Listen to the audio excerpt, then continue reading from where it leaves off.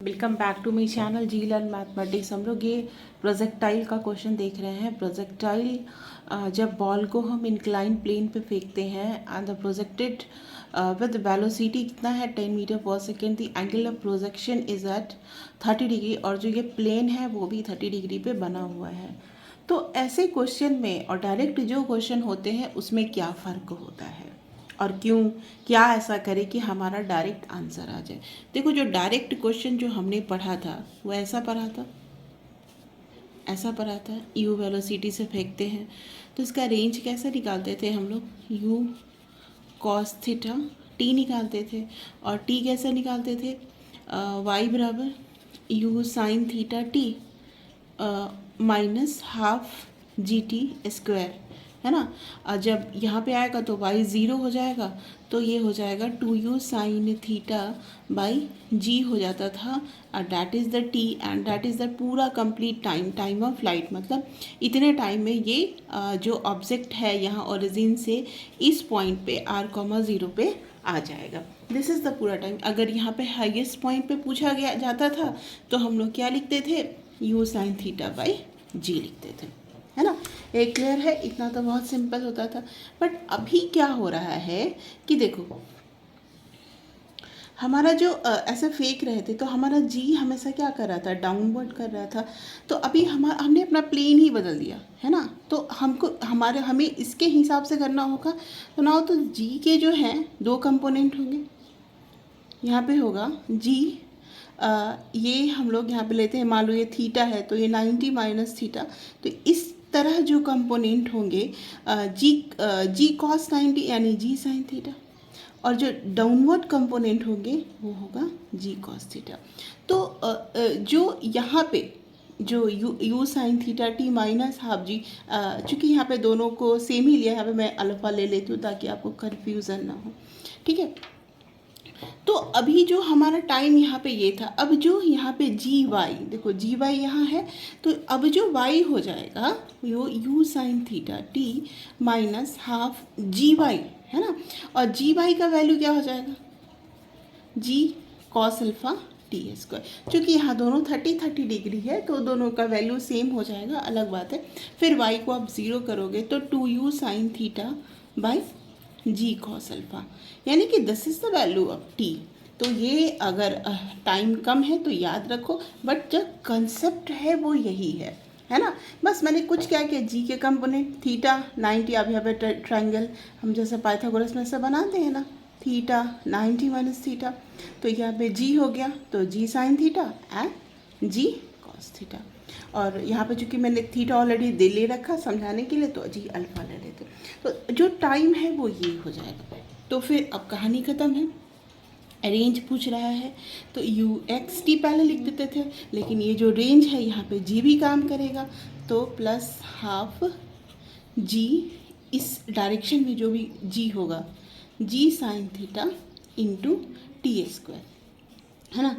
You x का value क्या था, यू कॉस थीटा, दो यहाँ पे दोनों थीटा सेम है इसीलिए half g sine theta T square. फिर नाउ हम लोग टी का वैल्यू डाल देते हैं, यू कॉस थीटा, टी का वैल्यू क्या है 2u साइन थीटा बाई जी, है ना, हाफ जी साइन थीटा। अच्छा, यहाँ पे ये चीज़ ये माइनस हो जाएगा बिकॉज हमें ये ले रहा है तो जी का जो ये कंपोनेंट होगा वो तो इस डायरेक्शन में हो रहा है ना, तो ये यहाँ पे माइनस हो जाएगा, ठीक है। हम प्लस ले लिए हैं, यहाँ माइनस लेते हैं, minus half g sine theta into यही चीज़ 2u sine theta by g cos alpha, यहाँ पे थीटा दोनों सेम है इसीलिए जी कॉस थीटा का होल स्क्वायर लिख देंगे। आफ्टर डैट हमारा जो सेकेंड काम रहेगा इसको सॉल्व करना।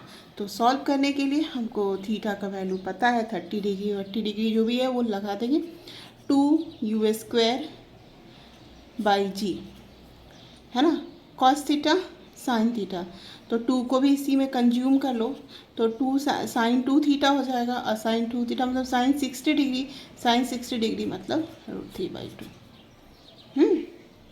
एंड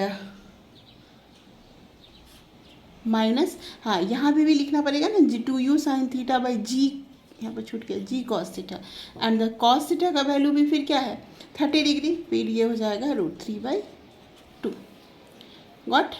फिर minus half g sine theta, sign 30 का वैल्यू डाल दो हाफ, यहाँ पे 2 यू का वैल्यू 10, ये हाफ, यहाँ जी √3/2 का होल स्क्वायर, है ना। अब ये सबको ये √3/2 ये तो कैंसिल आउट हो गया, 100/10 जी को 10 ले लेते हैं, 10 हो गया, ये वाला टर्म आ गया, और यहाँ पे g/4 है, यानी 10/4 है, 10/4 है, इंटू ये से 2 से 2 गया, 10 स्क्वायर 100 हो गया, है ना। फिर 10 यहाँ पे जी स्क्वायर, तो जी स्क्वायर को भी 100 लिखेंगे, इंटू 3 इंटू 4, ये गया, है ना। तो 10 माइनस 10/3 दैट इज़ 20/3। तो ये हमारा सोल्यूशन आ गया। मैंने सिंपली तरीके से किया। अब देखो, अब मैम हम जेई मेन में उतना तो टाइम होता नहीं है, तो जो प्रैक्टिस करते हैं उनको बच्चे को ये याद रहता है। यहाँ पे मैंने जो फार्मूला लिखा है आप इसको याद रखोगे, जब भी इंक्लाइन प्लेन पर रहेगा तो फटाक से आपको ये डाल देना है। थीटा अल्फा अलग, यहाँ पर कंडीशन था कि दोनों का 30 डिग्री लिया हुआ था, बट यहाँ पे आपको टू यू ये formula, this is the very important formula, आप उसको याद रख के यू कैन सॉल्व इट। तो ये रेंज पूछा जा रहा था तो मैंने रेंज निकाल दिया। इससे मैक्सिमम हाइट पूछा जा सकता है, कुछ पूछा सकता है, मैक्सिमम वैल्यू पूछा जा सकता है, एंड ऐसा भी पूछा जा सकता है at what angle theta it approach the फलाने पोजीशन, कुछ कोऑर्डिनेट देके पूछा जा सकता है। तो they can change in a various वे, पर द इंक्लाइन प्लेन के क्वेश्चन आते हैं। तो बस मैंने क्या क्या आपको समझाया। जो पहले हम लोग 2u साइन थीटा लिखते थे, अब यहाँ पे बस जी कॉस अल्फ़ा लिखेंगे, alpha will come from here, है ना। जो भी रहेगा उसका वो लगा देंगे हम लोग, जी कॉस अल्फ़ा, जी का जो भी कंपोनेंट रहेगा वो लगा देंगे। ये वहाँ पे जो ये थीटा ये चीज़ हो जाएगा और अल्फ़ा ये चीज़ हो जाएगा, अगर समझाने के लिए मैं बात करूँ तो। तभी तो ये जी 90 माइनस अल्फ़ा जी कॉस अल्फ़ा, क्योंकि यहाँ पे दोनों थीटा थीटा था तो वो मैंने सेम लगा दिया। तो if any doubt write in comment box, and till then bye bye.